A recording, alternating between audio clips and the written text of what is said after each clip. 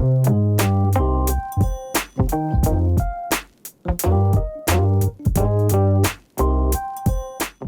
Rebels, my name is Matthew Barton. Welcome to the Rebellion Brewing Podcast. Early this year, the Rebellion crew sat down to discuss the positive impact we can make in our community as a small business. One of the priorities we laid out was wanting to help people who need it most, to elevate voices we don't hear every day. Our goal is to brew a series of beers and donate the profit from those to groups in our community.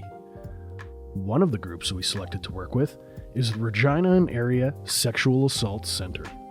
Chantelle Priel, the Public Education and Outreach Coordinator, joins me today to talk about the work her team does and how support from rebels like you can make a huge difference. So let's get into it.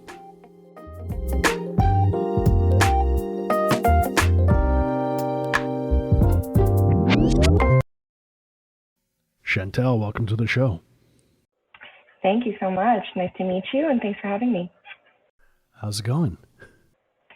It's going good. It's cold, but we're making our way through. For somebody who might not know who you are and what your organization does, can you kind of give me the explanation you'd give to a 6-year-old? Sure, I can do that. So the Regina and Area Sexual Assault Center is about creating violence-free communities that are free from sexual violence. We offer counseling services, short and long-term of various types. We have a 24-hour crisis line that is always operated by either a staff member or a volunteer. We offer accompaniment to the hospital, police, and court wherever survivors need us. And we do a lot of advocacy with our clients in health and justice and behind the scenes as well. So we're really just here. We do offer a lot of public education and support for people who have been impacted by sexual violence, both on an individual level and on more of a systemic level as well. There was a lot to unpack there. When we talk about the services you provide, you said something like helping people with getting to court. Help me understand that. From my perspective, I've sat in court as a reporter. I've watched people in bail hearings and in trial doing their thing. What does your role look like? Right. So if somebody were to call in, court, victim services has a lot of wonderful supportive people there. So it's really just under certain circumstances that we'd be accompanying. But if somebody feels like they need a supportive person, court can be very traumatizing. Oftentimes you're forced to repeat a lot of details due to procedures of the court process. And that can be, causing somebody to relive potentially the most horrific experience of their entire life. So sometimes having a supportive person there that they know, maybe it's their counselor that they've been seeing. If their case does go to trial, it can be very helpful to have somebody there. And then, hospital visits are for forensic examinations and medical examinations. It can be helpful to have somebody there. And the police is, if somebody chooses to report their assault, it can be helpful to have somebody there who understands a little bit about what they may be going through and experiencing and understands the implications and the process. And it's just there for you, really, to make sure that you're okay.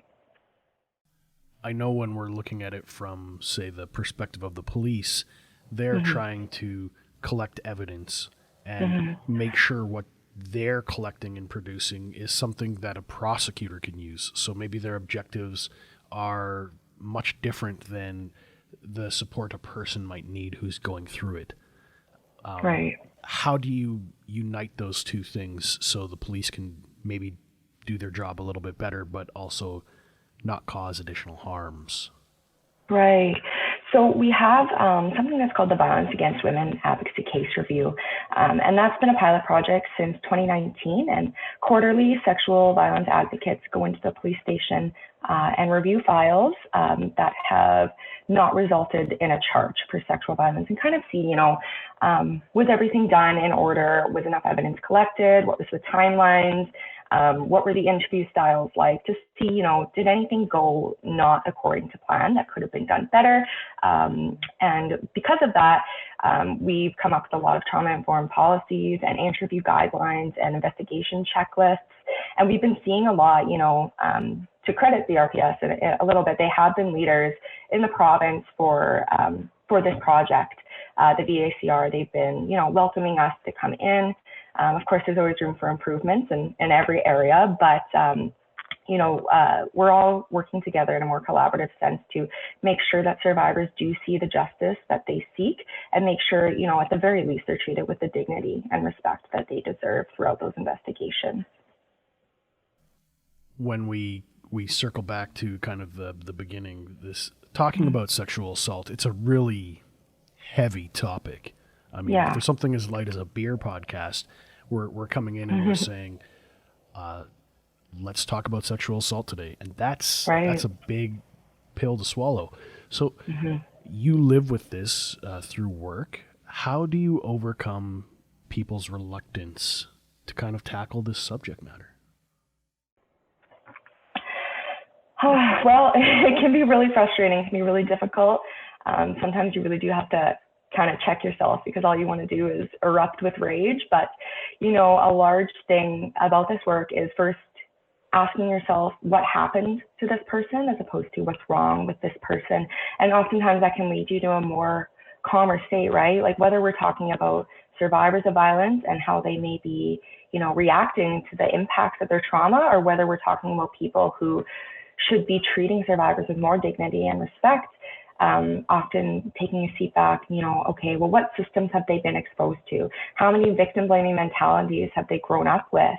We're all not strangers to rape culture within our communities, and the impacts that have on us, whether we realize it or not, are huge. So it's really just about, if I'm in a room with 10 people and 3 of them are listening to me, and they go on and they treat a survivor better, and, in terms of response, in terms of supporting a survivor, and in terms of prevention, where, preventing the crime from even occurring in the first place, then that's a win, right? So it's really about taking those small steps, and looking at it day by day, and doing everything that you can to make sure that those policies and legislations go through the way that we want them to.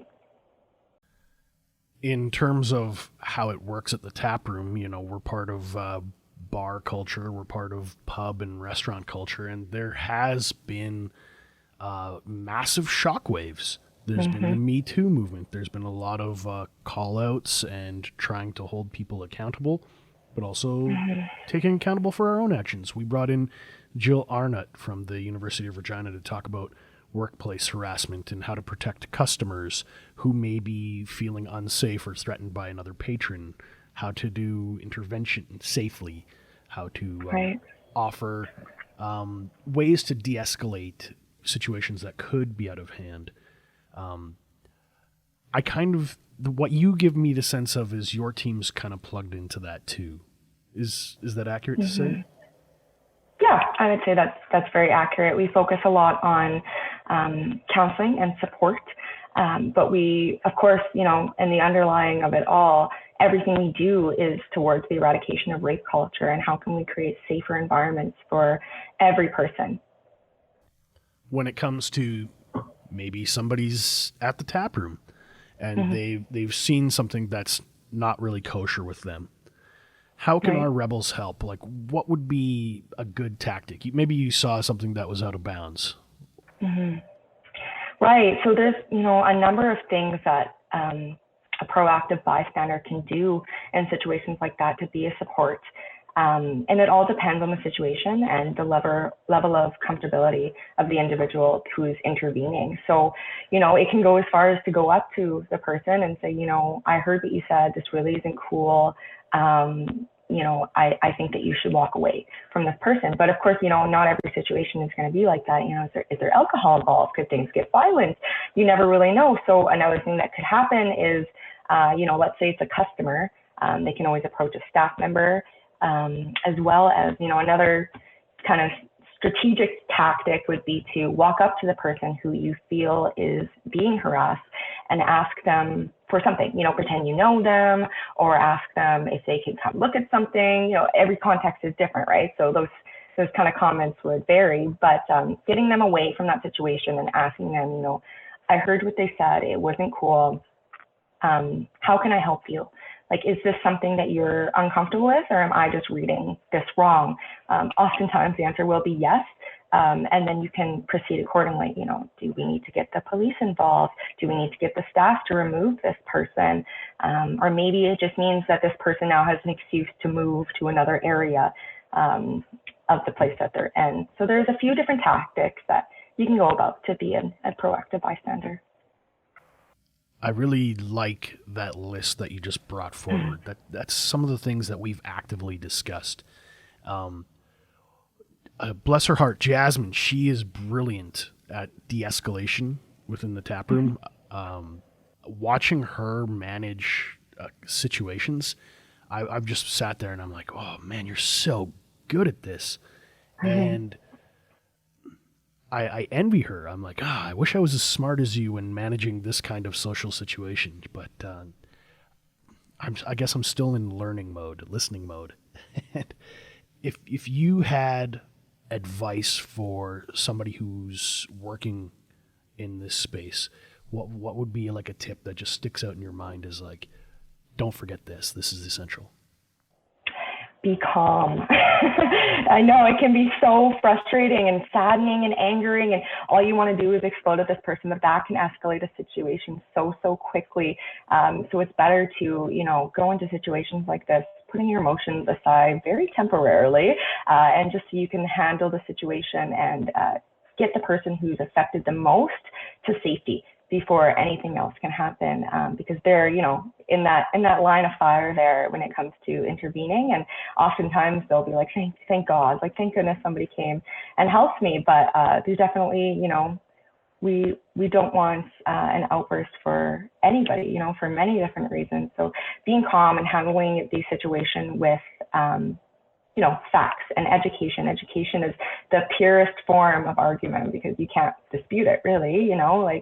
What I heard you say today is sexual harassment. It's not cool. You shouldn't be saying these things.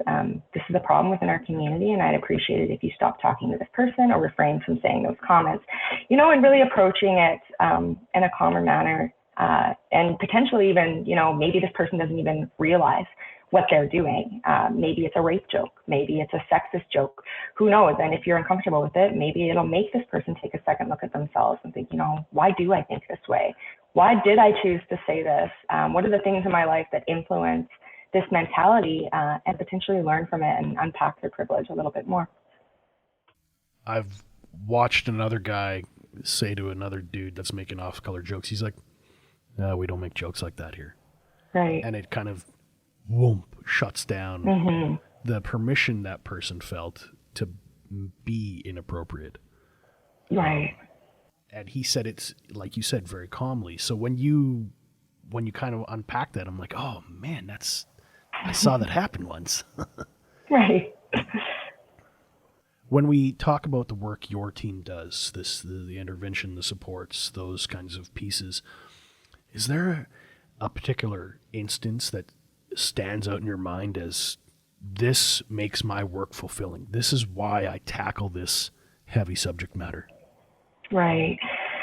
It's so hard to pick a specific instance because, we are constantly being shown the strength that human beings have. We see people who may start counseling unable to make eye contact or really just have any hope for a future where their assault isn't constantly hanging over their heads. And after some time has passed, which, the length of time looks different for everybody and the interventions look different for everybody, but they're able to laugh and tell stories, and you can see their personalities start to shine through. And some of the biggest wins is many survivors go on to become public advocates against violence themselves. And even, the little changes are huge.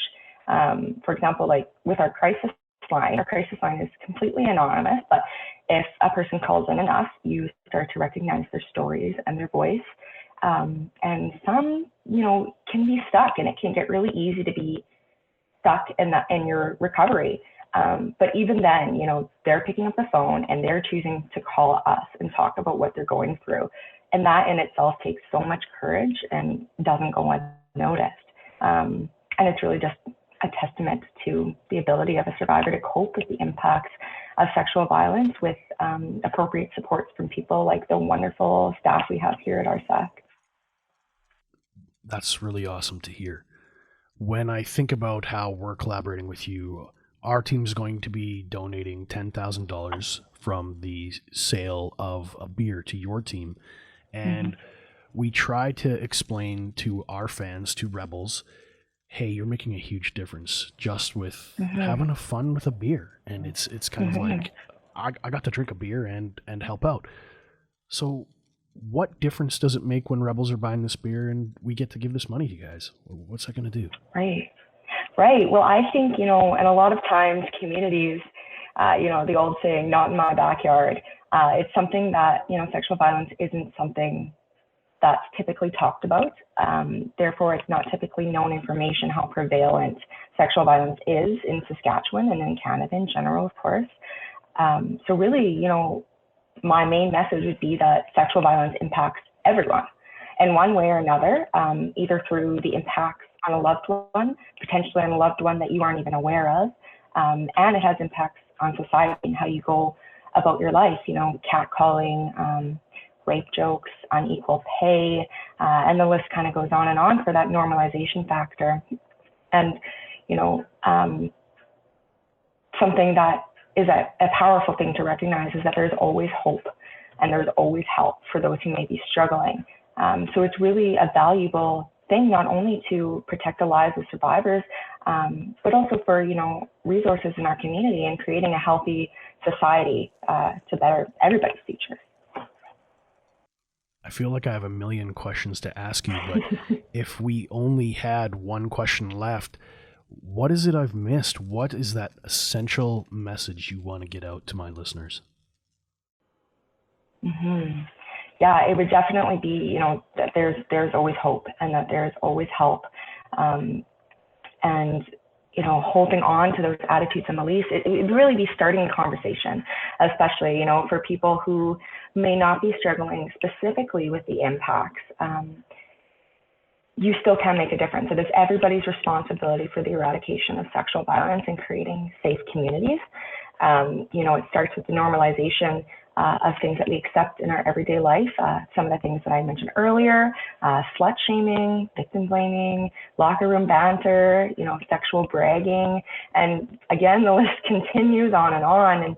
And a lot of the times those harmful attitudes and beliefs, if they're not challenged and they're held on to, that's when situations can escalate into more physical forms of violence. That would be, have that conversation. Start it today. Start it while people are young so we can get that message out there and make our communities safer. Because sexual violence is a systemic issue. It's not an isolated incident. And sexual violence is committed when somebody attempts to exert power and control over another individual that they deem to have less value than themselves. And rape culture and that normalization and holding on to those attitudes and beliefs is where a lot of that comes from. So you can really make a huge difference just by having those conversations and checking yourself a little bit and checking, using your critical thinking skills to examine, well, why do I think this way? Why am I concerned about what this person was wearing the night that they were assaulted? Is this something my mom told me or my dad told me or my teacher told me growing up? And just really recognizing your impact in the world and how you can have a positive impact or a negative impact.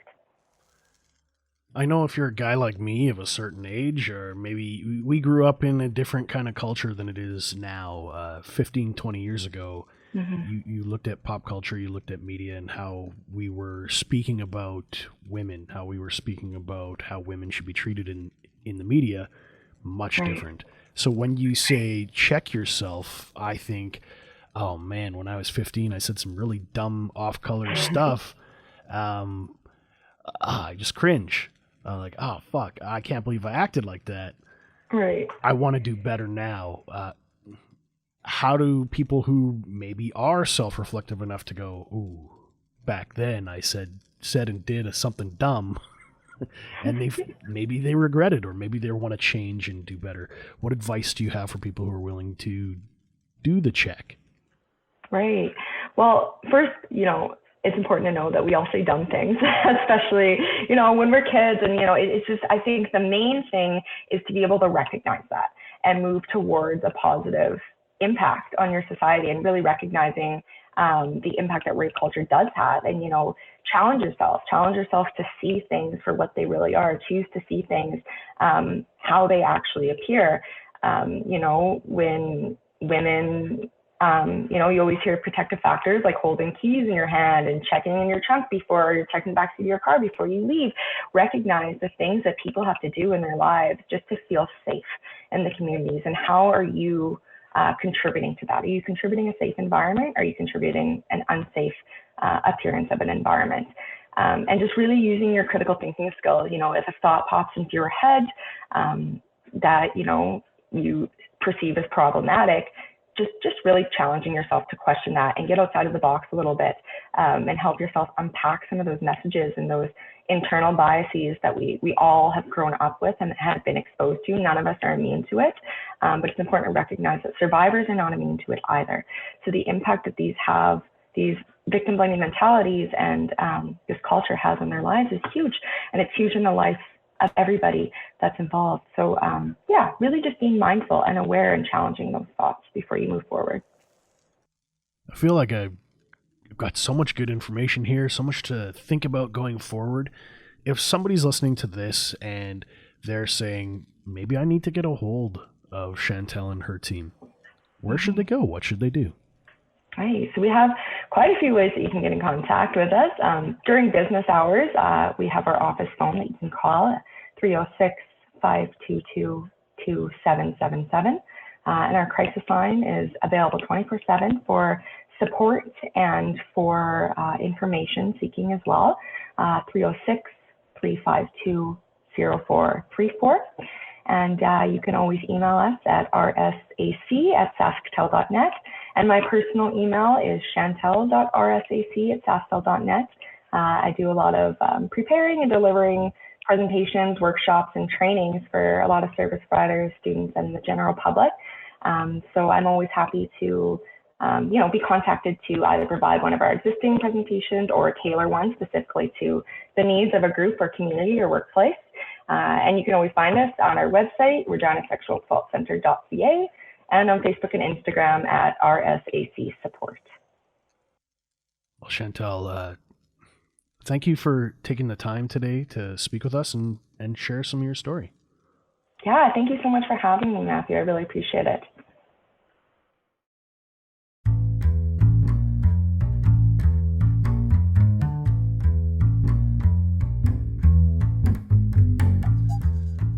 Rebels, thanks for listening today. If you have any questions or comments about this episode, be sure to join us on our brand new Facebook group page, the Rebel Brewing Podcast. I'm going to include links in the show notes so you can find all things Regina and Area Sexual Assault Center online. I'm also proud to let you know that we're members of the Saskatchewan Podcast Network. It's a one-stop shop for tons of locally produced shows from across our province, and you can find them at saskpodcastnetwork.com. Be sure to follow us on Facebook, Instagram, and Untappd so you don't miss out on the latest in Sask craft beer news. Thank you for joining the Rebellion.